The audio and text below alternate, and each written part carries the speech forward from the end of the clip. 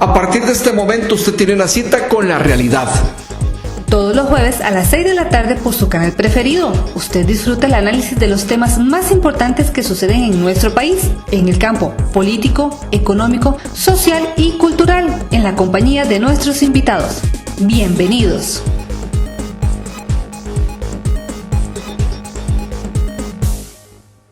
Buenas tardes, bienvenidos a un espacio más de TV Plus, como todos los jueves acá con el análisis de los temas de actualidad sobre lo más importante que acontece en nuestro país y fuera de nuestras fronteras.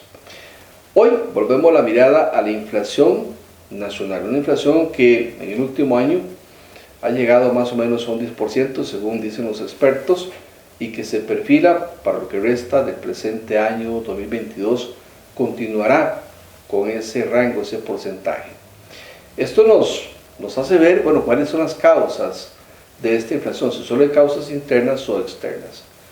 Hay quienes dicen que hay causas externas, que la inflación internacional está penotando fuertemente en la economía interna del país. Es por eso que hoy vamos a compartir con el doctor Alejandro Barahona, experto en política internacional, con quien vamos a analizar un poco hasta dónde, además de la pandemia, la invasión de Rusia a Ucrania impacta fuertemente la crisis económica que en este momento vive Costa Rica y gran parte del mundo.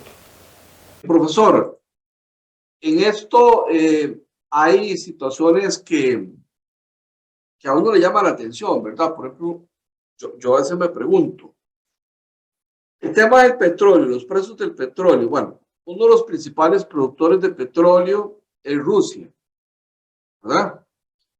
Y no es tanto que sea uno de los principales productores de petróleo, es que era el mayor vendedor o abastecedor de petróleo a Europa.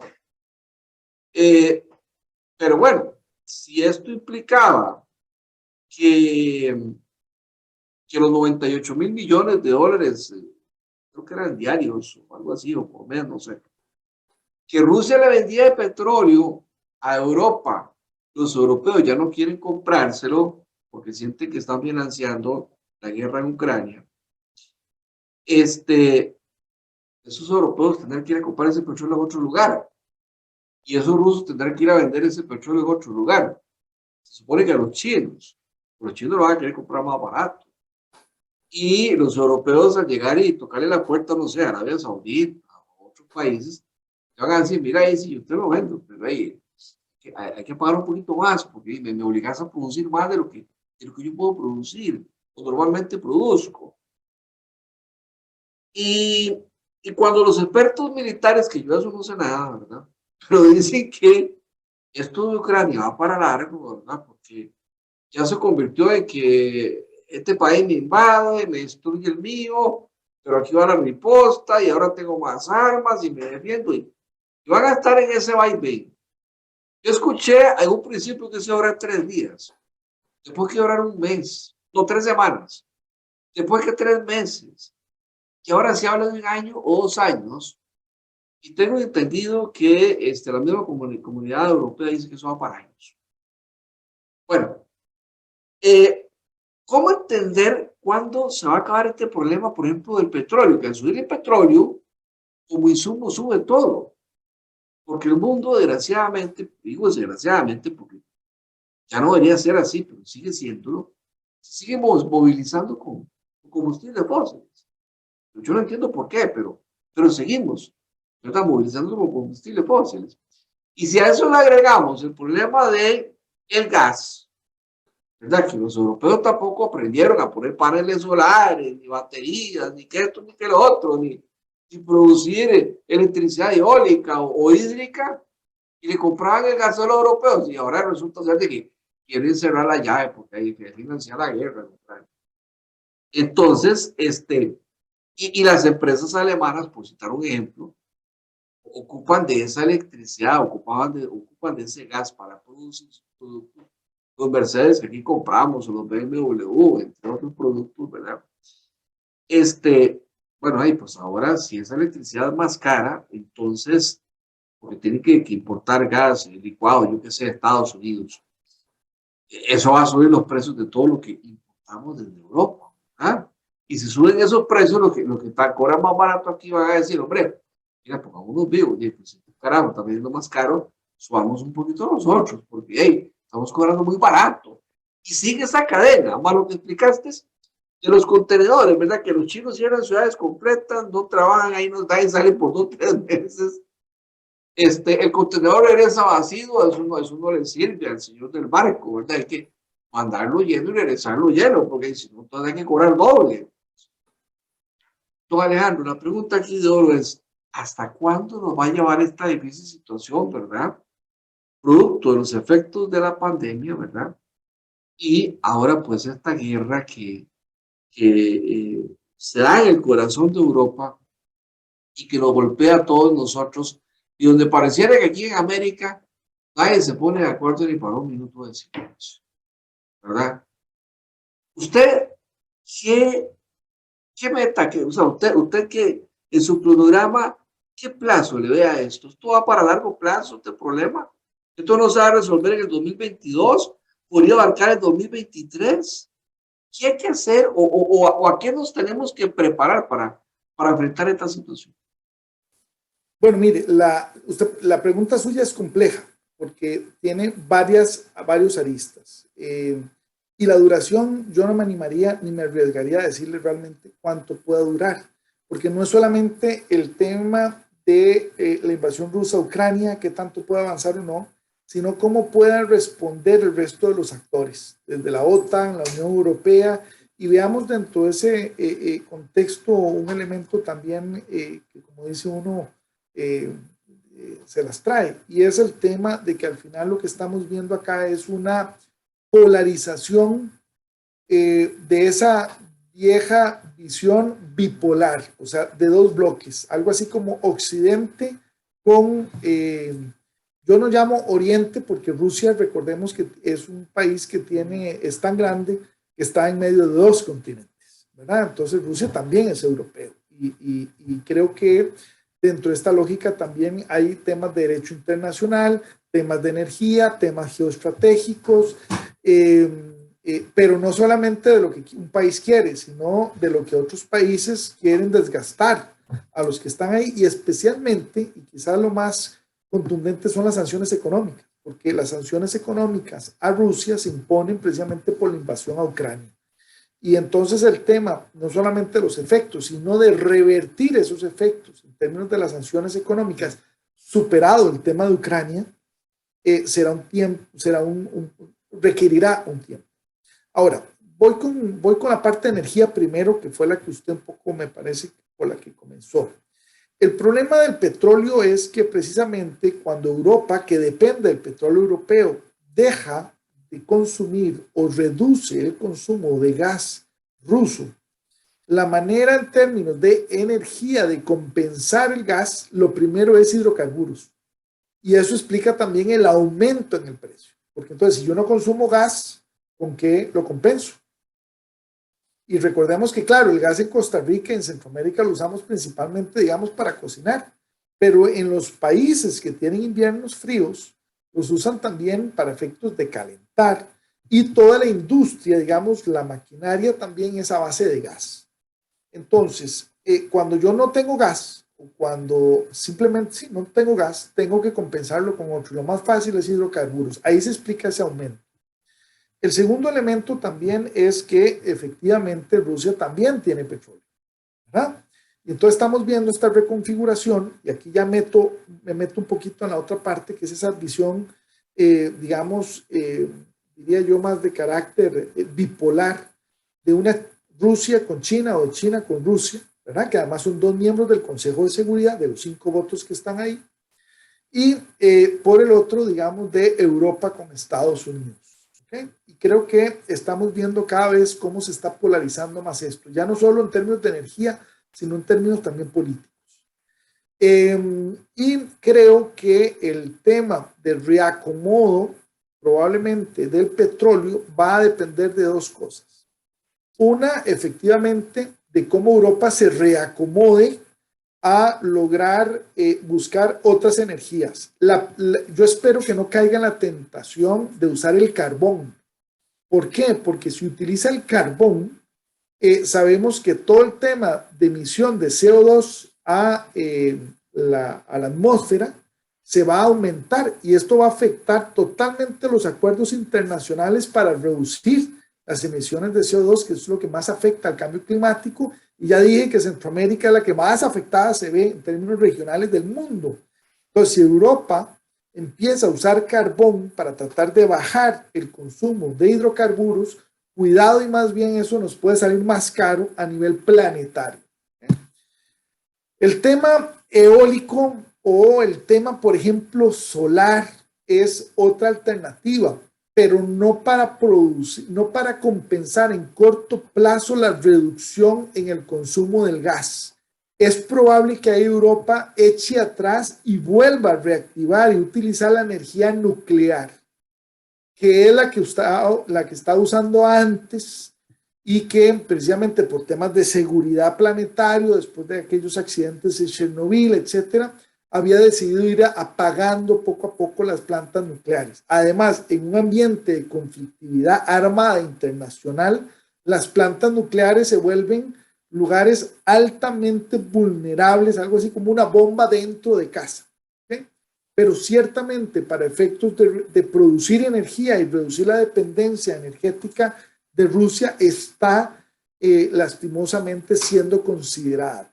Entonces, como le digo, el tema de las energías es un tema complejo por la interdependencia global que genera y por la lentitud en poder ajustar los patrones de producción y de consumo. Por lo pronto, a mí me gustaría pensar que desde que descubrimos la virtualidad gracias a la pandemia, y ese tal vez sea uno de los elementos positivos que nos ha dejado la pandemia, podríamos dentro de los países, incluyendo Costa Rica, reducir el consumo de hidrocarburos, especialmente si seguimos aprovechando el teletrabajo en aquellas actividades que lo permitan, incluyendo también las clases. Claro, para eso, lástima que, por ejemplo, en Costa Rica no hayamos promovido durante estos 2 años y medio de pandemia mayor conectividad a nivel de los territorios, mayor accesibilidad, por ejemplo, a equipo electrónico, celulares, computadoras y tablets para poderse conectar. A mí me parece que ahí el gobierno cometió un gran error en no haber propiciado una exoneración durante 2 años para consumir todos los electrónicos que se puedan conectar y subsidiar también a aquellas familias que no tenían acceso a computadoras, tablets y especialmente celulares, porque hay que decir esto. La mayoría de los estudiantes en Costa Rica se están comunicando a través de celulares a las clases virtuales, no a través de computadoras y tablets. Cierro ese paréntesis para decir que ahí tenemos todavía mucho que recorrer, porque yo creo que es un error pensar que es o la virtualidad o la presencialidad. Yo creo que tenemos que ir a un modo híbrido, donde podamos, dependiendo de las circunstancias, ir buscando un nuevo balance. Y creo que eso puede ayudar a aliviar también el consumo de energías que tenemos, porque además recordemos que las energías las pagamos en dólares y nuestros dólares en Costa Rica provienen principalmente de inversión extranjera y turismo.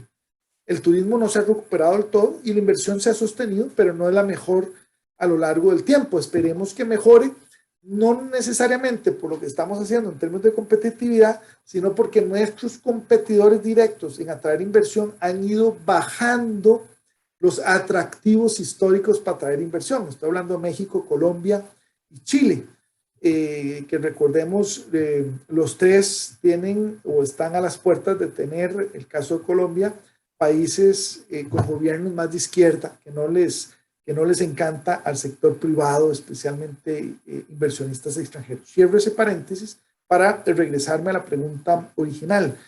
El tema de energías es un tema que se las trae y depende de la invasión rusa a Ucrania, sí, pero no exclusivamente. No exclusivamente porque ya veíamos después de la pandemia y antes de la invasión rusa que efectivamente el precio de los hidrocarburos estaba subiendo.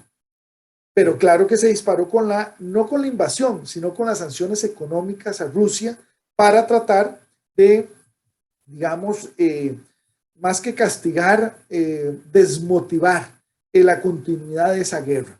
Ahora bien, en la parte, digamos, de carácter más geopolítica, ya mencionaba un poco esa polarización entre, digamos que Occidente, entendiendo Europa, Estados Unidos, y Occidente entendiendo Rusia y China.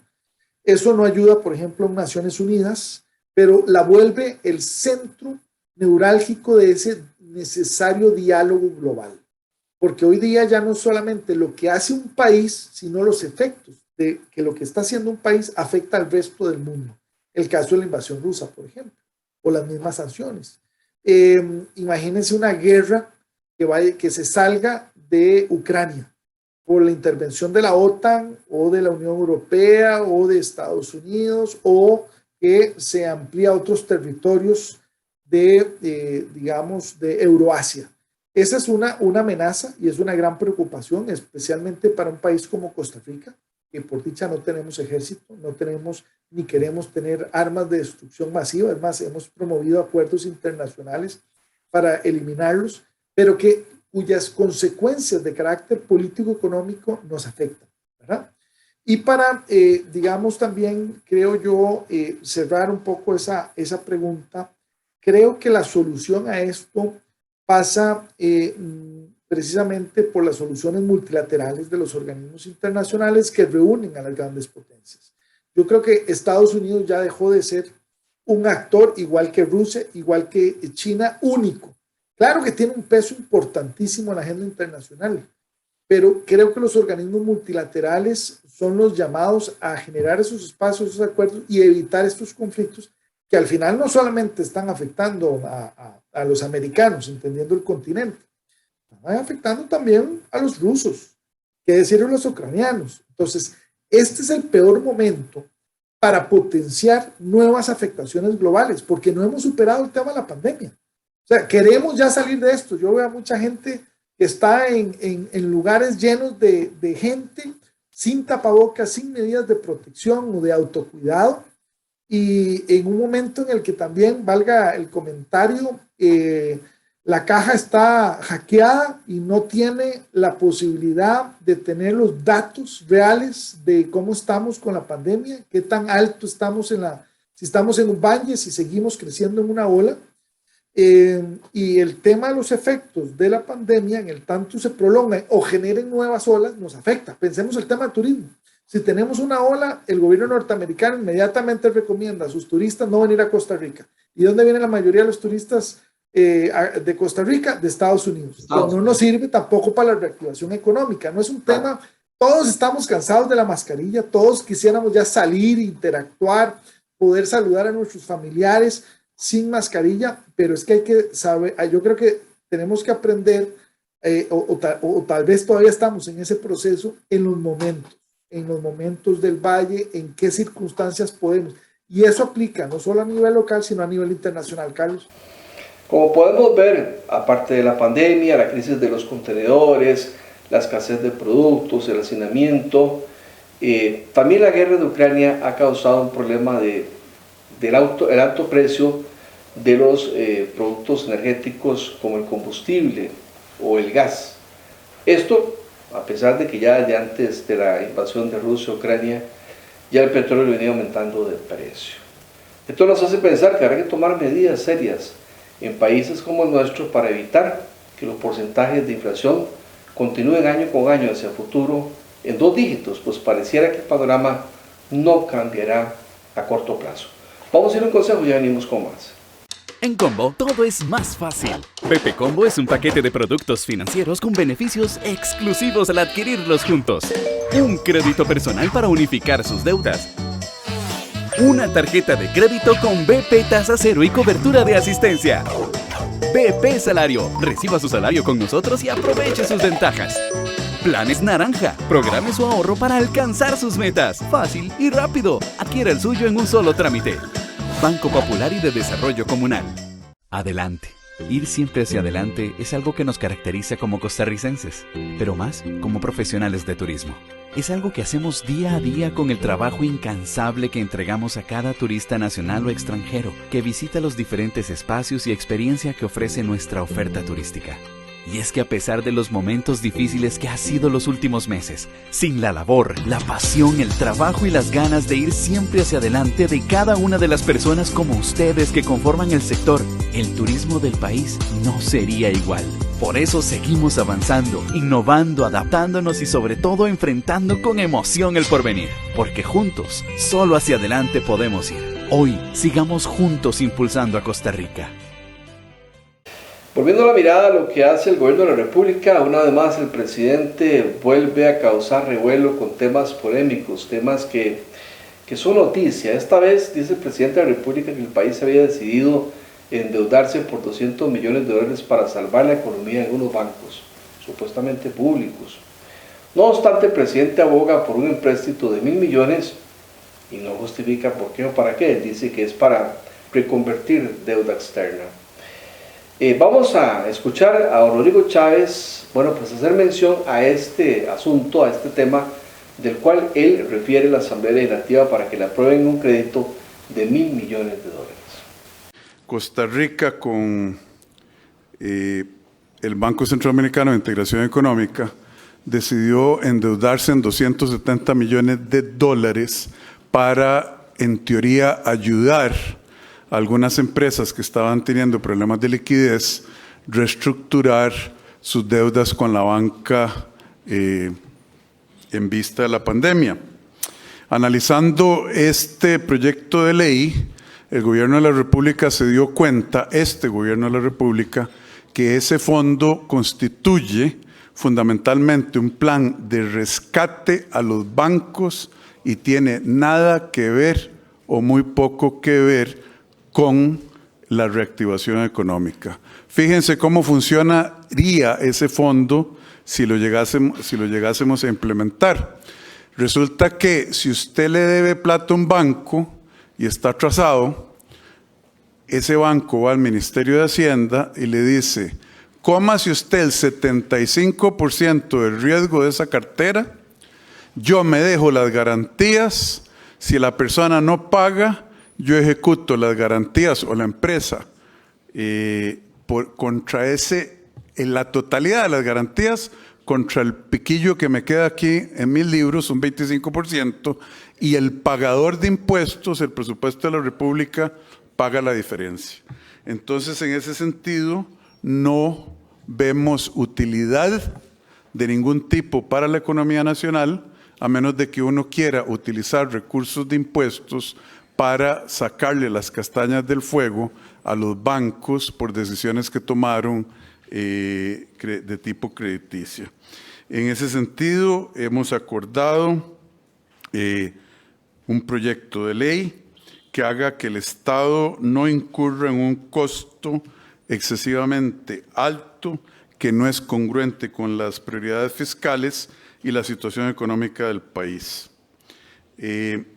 Entonces, nosotros tenemos como país vencimientos muy importantes, incluyendo el 26 de enero, se nos vencen ¿cuántos millones, ministro? $1.000 millones de un solo pago.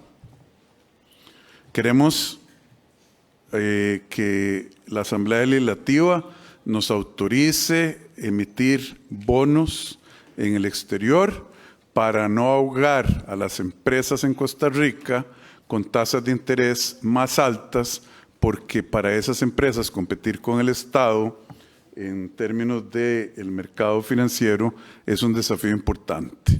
Ese llamado a los señores y señoras diputadas es un llamado urgente y es un llamado patriótico, no dejar que Costa Rica no pague sus deudas, pero al mismo tiempo, en lugar de usar esos 270 millones que están ahí para beneficiar a un sector muy pequeño de la economía, lo queremos utilizar para beneficiar a la mayoría del país.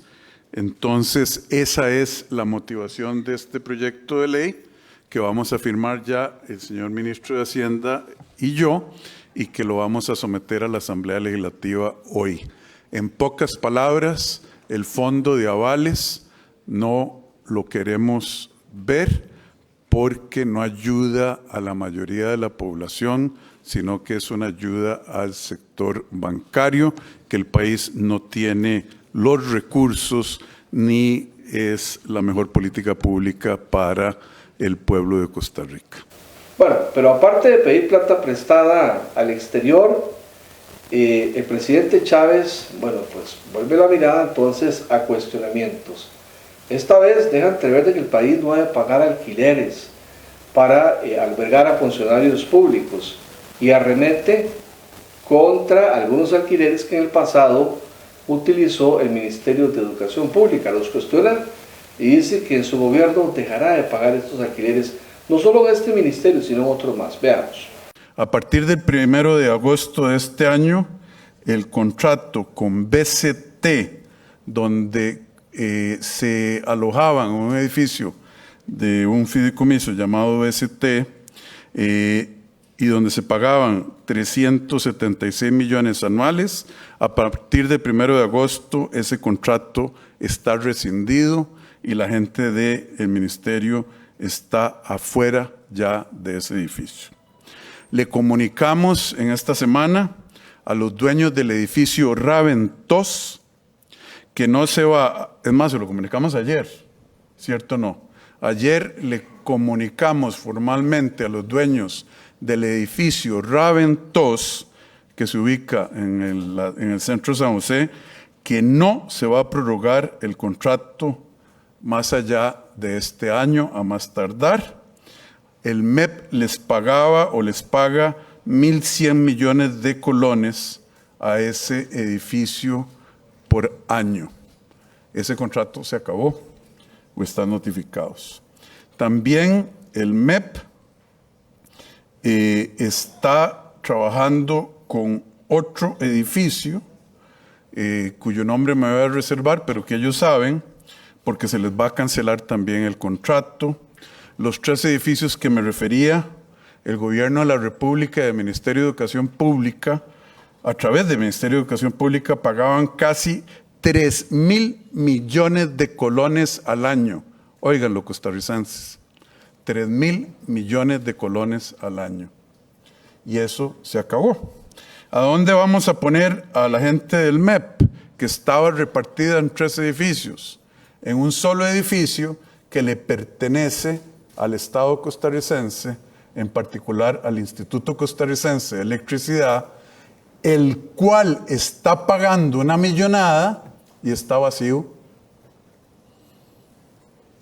porque el ICE paga a un fideicomiso financiero 240 millones de colones al mes, vacío, y el Estado pagando 3.000 millones de colones al mes en 3 edificios privados, ¿verdad?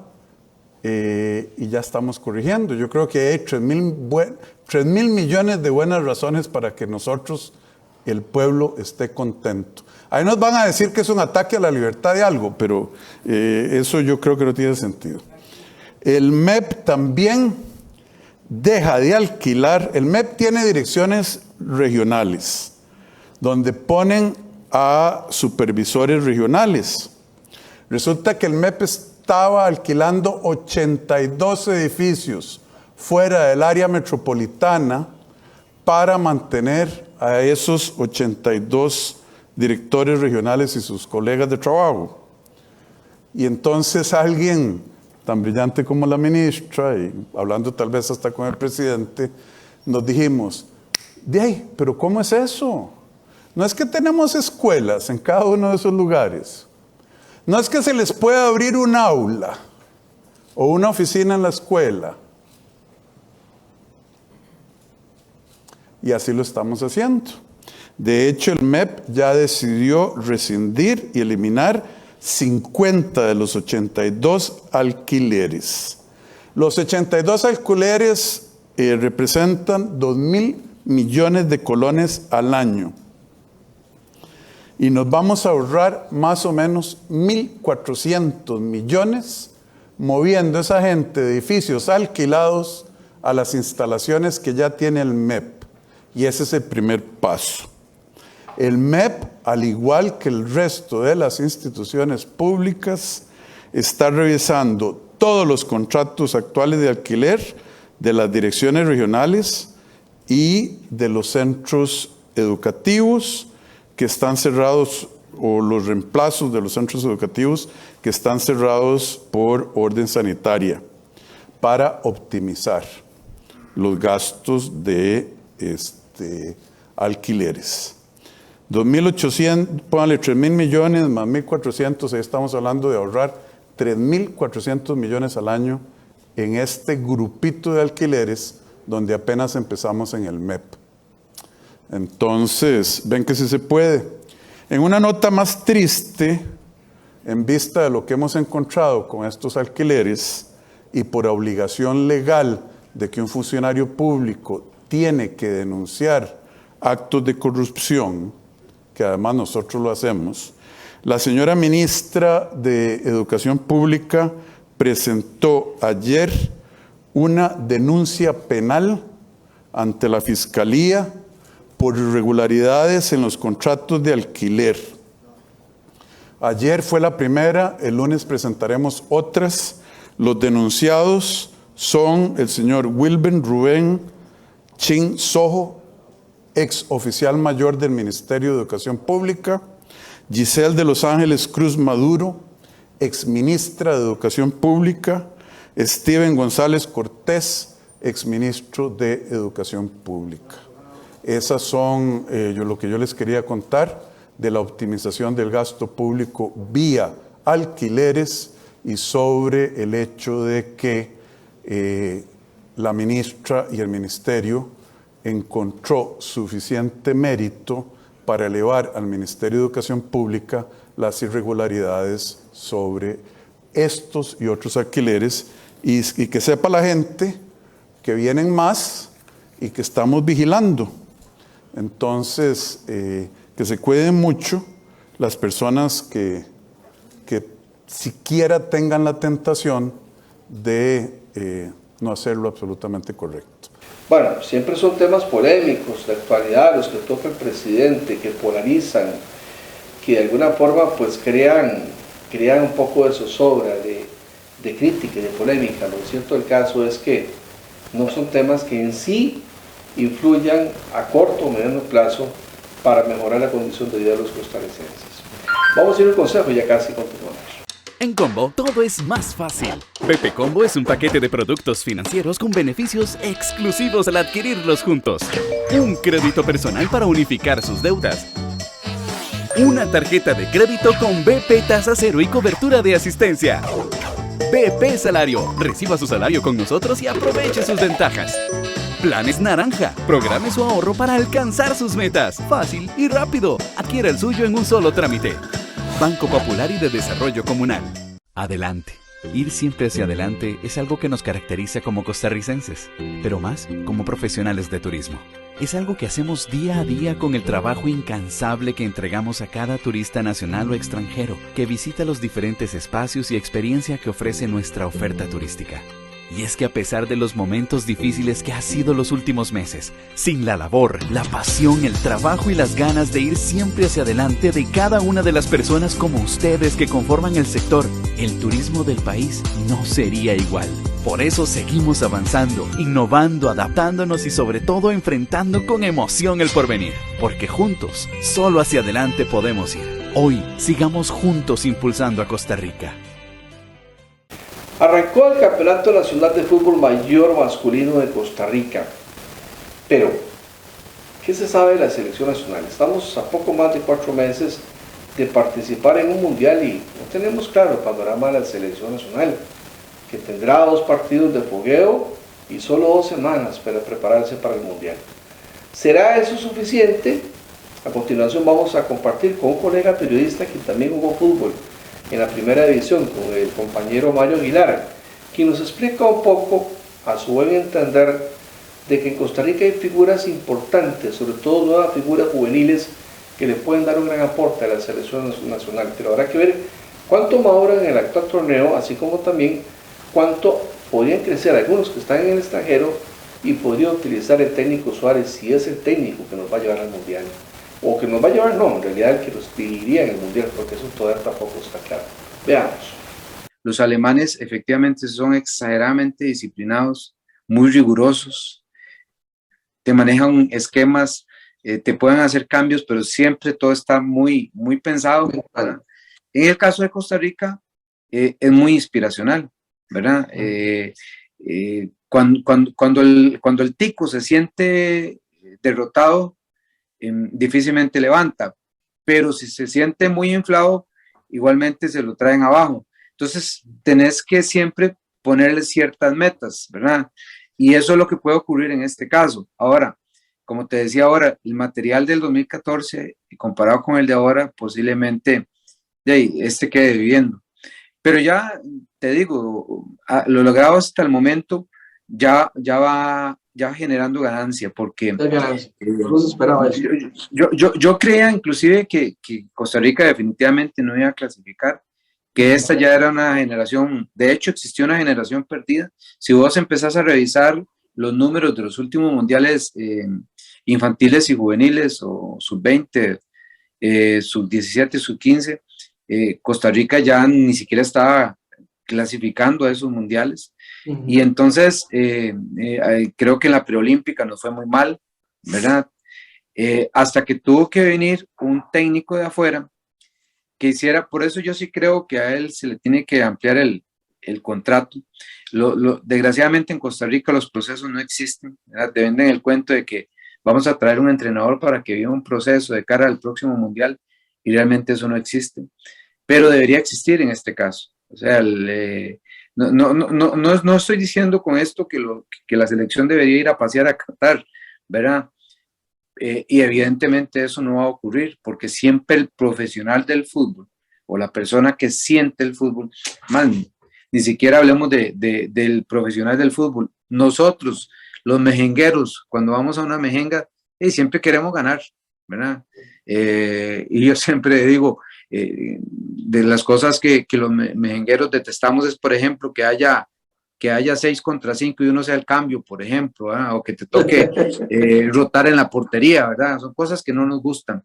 Siempre queremos ganar. El futbolista y el tico también quiere ganar. Y yo creo que lo que ocurrió con el repechaje fue una inyección de ánimo, de energía. Y hay ciertos líderes que era también parte de lo que no se comprendía. Todo el mundo decía, desechemos a Brian, yo incluyo, ¿verdad? Pero esa mística y ese liderazgo que tienen Brian, Celso y Navas, aunque ya estos otros no estén jugando en las ligas europeas, pues ya no se compran en el mercado, ¿verdad? Sí, pero es que Brian levantó físicamente. Cuando todos abogábamos, porque ya Brian ya no tenía nada que hacer en la CL, excepto motivar o inspirar o ser un referente. Es que era un Brian que físicamente lo veíamos que no estaba a tono, que él decía que sí. Dice que nunca hubo cambio, ¿verdad? Pero no era la percepción que teníamos a la hora de verlo en la cancha. Pero con el tiempo, en Alajuelense, él levantó, en la liga él levantó en la parte física, y ya ahora pues es otro jugador completamente distinto. Y creo que inclusive en su razonamiento él se contradice, porque cuando él dice, yo quiero cerrar aquí porque quiero aspirar a 4 años más, de tener que echarme la selección, ser el capitán, ¿verdad? 8 campeonatos mundiales, 8 procesos eliminatorios, es porque probablemente, pues, tal vez cree que ya físicamente ya no le alcanza, ¿verdad? Para 4 años más. Pues, se percató de que está ya en la etapa de su cierre. Pero hablando de Brian y hablando de lo que me decías de Keylor Navas, Mario, ¿cómo es la columna vertebral del equipo? Porque atrás tenemos a Keylor, problema en la banca, si pasa algo a Keylor, ¿verdad? Pero en la columna vertebral, cuando analizamos un equipo, generalmente empezamos llegando la mirada de atrás para adelante y empezando por la columna vertebral. ¿Cómo es esa columna vertebral de la selección nacional? Digamos, de los que me han impresionado, de los que me han impresionado favorablemente, Francisco Calvo me parece que se ha convertido en un líder, ¿verdad? Ese hombre es inamovible. Keylor Navas es un asunto aparte, ¿verdad? Keylor te da una confianza que ningún portero, inclusive yo no sé cómo podrán estar ahorita los italianos que reciben 5, que reciben 4, y yo creo que mucho de eso es el temor que que existe desde la portería, ¿verdad? Keylor da una tranquilidad y una paz que ellos mismos la perciben. Te decía el caso de Francisco Calvo. En la media cancha me parece que Jelsin ha madurado demasiado. Yo lo he visto, le he dado seguimiento en Heredia y es un tipo a los Oscar Esteban Granados, ¿verdad? Te corre. Ayer en el repechaje se jaló una tortilla, por dicha el VAR nos favoreció. El despeje no debió haber sido así, ¿verdad? El despeje debió haber sido hacia los lados y inclusive tenía hasta un compañero cerca, pero Jelsin es de esa columna vertebral. Me parece que Celso debe estar. Celso además es un tipo muy inteligente para jugar. Vamos a ver cómo llega, en qué condiciones llega a Qatar. Obviamente Joel, ¿verdad? Joel es inamovible en ese equipo y ahí, a partir de ahí habrá que ir viendo también la evolución de algunos jugadores. Yo creo que Anthony Contreras durará pocas semanas aquí en Costa Rica y ya se irá a un destino futbolístico en Europa o en otra parte. Así como se pudo visualizar el fenómeno de Jefferson Bennett, creo que en el país hay mucho Jefferson Bennett, lo que pasa es que no les habían prestado atención. Y eso lo hemos podido experimentar los heredianos, porque hemos visto muchos jugadores muy buenos, muy talentosos, que llegan y poco a poco se van apagando, y es porque no se les da el seguimiento oportuno. Por cierto, yo quiero aprovechar porque realmente, y ahí sí se me va a salir un poquillo lo herediano, creo que Jafet dio un gran aporte a este equipo de la selección. A eso iba, Mario. Tú me hablabas del técnico, pero ¿hasta dónde? Porque hay quienes piensan, y muchos, y gente que de verdad que maneja el tema en serio del fútbol, ¿verdad? Doctos en la materia, que si la comisión técnica dirigida, presidida por Javier Soto, la CL quizás no estaría donde está. Porque para muchos a Suárez le costó demasiado comprender el entorno con tan poco tiempo, porque casi que lo metieron. O sea, lo llevaron a la guerra, ¿verdad? Yo no sé quién propuso la comisión técnica, pero fue un acierto. Fue un gran acierto, un acierto del que se benefició mucho Herediano, porque además terminó conformando ese equipo, muchos jugadores de Heredia, ¿verdad? Muchos de Alajuela también. El punto es que yo sí creo que fue un gran acierto, porque entonces ya Suárez se sintió acuerpado, acompañado por alguien, por 3 personas, que además le facilitaron las cosas con respecto a los microciclos, ¿verdad? Que mucho se cuestionó el tema de los microciclos, pero yo creo que al final sí resultaron. Tenías a la gente ahí a disposición, que eso es otra cosa. Si hubieras tenido solo jugadores del extranjero que están en Estados Unidos, el caso de Alan, el caso de Luis Díaz, yo no sé si eso se hubiera dificultado un poquito, ¿verdad? Sí, claro. Realmente esta selección son estos jugadores. Le apostamos a lo que está en el país. A lo que está en el país. Y le apostamos a los microciclos y a una comisión técnica que le dijo al entrenador, mire, aquí lo pareciera que lo que tenemos adentro es lo que más vale la pena. Pero también, claro. Y él tuvo la valentía de decir, sí. Eso te iba a decir. Como dice el presidente de la República, me como la bronca, ¿verdad? O sea, me la juego. Y apuesto, no me da miedo. Porque otro echa para atrás y dice, no. Claro. No, y eso es un gran acierto de la personalidad de él, porque aceptó el consejo. No es fácil. O sea, a mí llegan y me dicen, yo siendo director técnico, mira, te vamos a poner estas 3 personas que te asesoren. Es como la situación que está viviendo ahorita el Cartaginés, ¿verdad? Que tiene un director técnico, pero le mandas un asistente técnico que evidentemente va a ser el próximo entrenador de Cartago. En el caso te está mandando 3 personas que él seguramente no conocía muy bien, sin embargo tuvo la humildad suficiente para reconocer si estos chavales me pueden ayudar, ¿verdad? Y al final eso fue lo que ocurrió, porque además hicieron una amalgama, lograron meter al público, a la gente, que eso fue sumamente importante, la inyección que le dio la gente al equipo. Se sobrepasó la pandemia y la CL se recuperó, ¿verdad? Esa segunda ronda fue exitosa, tal vez no fue el mejor equipo del mundo. Mario, usted que fue jugador de fútbol, ¿qué tanto pesa el apoyo de la afición? Ver las graderías llenas de aficionados y diciéndole, Mario, métale pata, dele duro, no se deje. ¿De verdad? es, Pues, a los deportes. es como, a veces como un arma de doble filo. Vea, yo cuando he ido al Rosal Cordero, una de las cosas que más me indigna de los aficionados es verlos insultando a sus propios jugadores, ¿verdad? Entonces llega un momento donde empiezan a gritar cosas, groserías racistas, y no solamente contra los árbitros, sino estoy hablándole en contra de sus propios jugadores. Así no funciona la cosa. Lo que pasa es que en esta segunda ronda de la eliminatoria sí se notó como una compenetración entre jugadores y los aficionados. Y eso para el tico es fundamental. Claro. Sobre todo el que está viviendo todavía aquí, porque Navas está acostumbrado a ver allá la frialdad de los europeos, pero para el tico que vive aquí en Costa Rica todavía, que le están gritando, vamos ticos, etcétera, etcétera, es fundamental. A mí me han dicho que el jugador en el extranjero lo que más aprende es la parte, o sea, controlar la parte emocional, ¿verdad? Ajá. Lo que más se entrena es lo mental.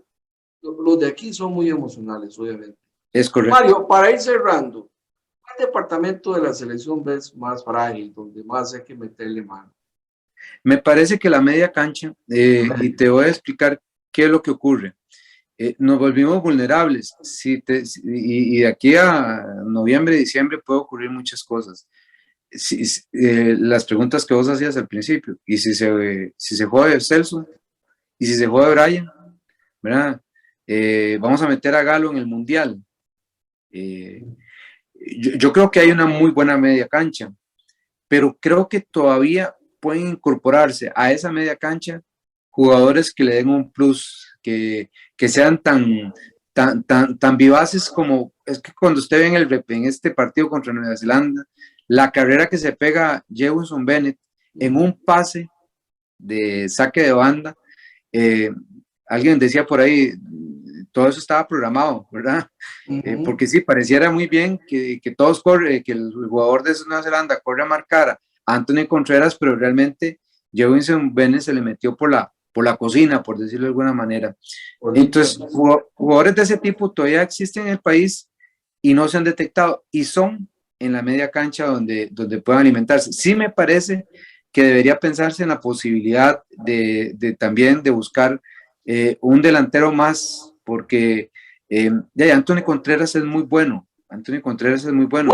¿Cuál sugiere usted, Mario? Un delantero más. Tal vez que tenga potencia, que no lo veo. Felicio Brown podría ser una opción, me parece. En esto hay gustos de gustos, ¿verdad? Me parece que si se recuperara José Guillermo, podría ser una opción. Pero la selección ahí de también, José Guillermo es seria, ¿verdad? Sí, seria como para que en 5 minutos, meses, esté recuperado físicamente y mentalmente. Y es prácticamente que hay que descartarlo, pero sí tendríamos que pensar en un jugador tipo 9, ¿verdad? Un 9 realmente no, sí, porque qué fregado, digamos, una de las cosas que falló Costa Rica en este repechaje es que a veces tiraban a Campbell y a Contreras a la guerra, contra jugadores enormes, ¿verdad? Y así fue la eliminatoria prácticamente. Claro, entonces, ¿qué te va a pasar? Y ahora estamos tirando Contreras a reventarlo también. Claro, entonces tenés que ver la composición de selecciones como Alemania, ¿verdad? Que son jugadores altos, son jugadores fuertes, que no sé si Anthony resistió en este repechaje, pero no sé cómo le podría ir contra. Le falta masa muscular. Por eso usted es un jugador potente, o sea, que tenga velocidad, rapidez, corpulencia, cuerpo, o sea. Y además, también, a mí, parte de lo que también me gustó de Suárez, y me ha gustado como director técnico, es que él se dedicó a ir a los estadios. Él se dedicó a observar jugadores. O sea, no es del típico director técnico argollero. Aunque yo vi a muchos hacer eso y yo no sé qué iban, ¿verdad? Pues también todos siguen igual en el pasado. Mario, finalmente, ya para terminar, y muchas gracias, de verdad, por tu disponibilidad. Pues ha sido muy amplio, muy claro, muy directo, y ha sido riquísima esta entrevista, me parece. Y en realidad, quedaría una entrevista, yo nada más quiero preguntar. Está bueno los temas, yo no voy a preguntar. Está bonito. Decimos una cosa, ¿cómo vamos a hacer? Tenemos 5 meses. 5 meses, Mario. Y aquí a noviembre. Y en 5 meses tenemos que jugar el cierre de este campeonato. Yo no sé si va a ir a final o no. Se va a durar 22 días, un mes. Habrá que ir a vacaciones para arrancar con el otro torneo, que yo no sé cuánto va a durar, si 3 meses, 2 meses, no sé. El técnico de la selección, si es que sigue Suárez, quiere entrenamientos, y yo coincido con él, más que juegos. Y me imagino que va a querer por lo menos un mes, mes y medio antes del Mundial tener el equipo a tiempo completo. ¿Cómo hacemos? ¿Cómo la ves? Es una pregunta para Jafet, porque vamos a ver, dentro de esa planificación, no se puede, digamos, como tenemos una dependencia absoluta de jugadores del medio local, no puedes suspender completamente el campeonato siguiente, que uno podría decir, no, es que va a estar tan encima, porque además está la Liga de Naciones, ¿verdad? Que yo no sé si ese torneo, ese invento de Liga de Naciones tan cerca de un mundial, yo no sé si es más bien una cosa contraproducente, y lo decía Suárez muy bien, ¿verdad? Muy atinadamente, y si se me lesiona un jugador, bueno, esta Liga de Naciones, tampoco tengamos mucha expectativa, lo mejor que le podría pasar a Costa Rica es quedar eliminada de esa Liga de Naciones, pero el punto es el ritmo de juego, pero también con las canchas tan malas que tenemos aquí en el país. Yo un día estaba observando un partido. Hablando de eso, Mario, perdón que te interrumpa, de canchas malas y en la Liga de Naciones. Estaba leyendo las noticias de que el técnico de Canadá, John Hernan, se quejó, dice que lo metieron a jugar a un charco, no sé, unas lagunas o un barrial. Bueno, no sé si sería derrota ante Honduras 2-1, es una barbaridad. Sí, yo vi una parte del Salvador, Estados Unidos, y después, muy anecdóticamente, los jugadores de Estados Unidos mostraban sus camisas llenas de barro, como cuando uno jugaba en Heredia en la Plaza de Chanchos, más o menos. Yo me acuerdo que en San Rafael de Heredia en San Josecito, había una famosa plaza chiquitita que ahora hay a la parte de la iglesia de San Josecito. Nosotros íbamos a jugar felices porque eso era un charco, ¿verdad? O allá en las chorreras era puro barro, ¿verdad? Bueno, más o menos como en esas condiciones fue a jugar Estados Unidos a El Salvador, ¿verdad? Y se divirtieron, pero realmente no tiene nada de gracioso para el fútbol profesional. Y las canchas, una de las cosas que yo sí creo que los equipos que asciendan a primera división deberían tener mínimo su propio estadio y no cualquier estadio. Claro, nosotros ahorita estamos en una situación difícil en Herediano porque se está construyendo el nuevo estadio, pero da pena los estadios en los que se juega aquí en primera división. Y esos chiquillos que eventualmente, o esos muchachos que eventualmente van a llegar en noviembre y diciembre a jugar el Mundial de Qatar, van a jugar en plazas. O sea, son plazas. O sea, ya Jicaral descendió a segunda división, pero ellos jugaban en una plaza. Aún el Collella Fonseca para mí es una plaza. Hay plazas y entonces prácticamente es así. Entonces debería mejorarse esas condiciones o preverse ese tipo de cosas, porque un Anthony Contreras jugando en Guanacasteca todavía, si es que no se va todavía al país, podría lesionarse. Así de sencillo. Esas canchas son feas, son malas, están en malas condiciones y tal vez cualquiera podría decir, jugando de princesos, pero es que estamos hablando de que Costa Rica se juega muchísimo en noviembre y diciembre, y sobre todo estos muchachos. Esta generación podría ser la nueva generación. Antonio Contreras lo podríamos ver en las ligas top de Europa. A Jefferson Bene muy pronto lo podríamos ver ahí. Manfred Ugalde esperamos que siga avanzando, pero hay muchos muchachos que tiene Heredia, que tiene Saprissa, que tiene la Liga Deportiva Alajuelense, que podrían dar el gran salto y que inspirados con esto que ocurrió en el repechaje e inspirados con el Mundial, yo creo que esta es la generación que hay que cuidar. Y no se trata de consentirlos, pero sí se trata de ver en qué condiciones se va a jugar, como vos decías, ese nuevo campeonato, ¿verdad? Y que tendrá que hacer una pausa en algún momento, que además a mí eso me pareció sumamente feo, pero había que hacerlo por hacerlo. Pero ahora ir a... Y hoy le damos la razón, fue feo por el equipo, hoy le damos la razón. Pues ojalá que esta participación de la selección mayor de Costa Rica de fútbol masculino en Qatar pues sea la novedad del aporte de toda la selección renovada de muchas figuras que lleguen a causar la sensación de que hay esperanza hacia el futuro, que nos llenemos de caras nuevas, de apellidos novedosos, desconocidos, y de jugadores que nos dejen esa ilusión del deporte rey que tanto nos gusta en Costa Rica, que es el fútbol. Así llegamos al final de un espacio más de TV Plus. Recuerden que hay repetición de este programa los sábados y domingos de 5 a 6 de la tarde. Buenas noches, que la pasen bien hasta la otra semana, si Dios quiere. En Combo todo es más fácil. Pepe Combo es un paquete de productos financieros con beneficios exclusivos al adquirirlos juntos. Un crédito personal para unificar sus deudas. Una tarjeta de crédito con BP tasa cero y cobertura de asistencia. BP Salario. Reciba su salario con nosotros y aproveche sus ventajas. Planes Naranja. Programe su ahorro para alcanzar sus metas. Fácil y rápido. Adquiera el suyo en un solo trámite. Banco Popular y de Desarrollo Comunal. Adelante. Ir siempre hacia adelante es algo que nos caracteriza como costarricenses, pero más como profesionales de turismo. Es algo que hacemos día a día con el trabajo incansable que entregamos a cada turista nacional o extranjero que visita los diferentes espacios y experiencia que ofrece nuestra oferta turística.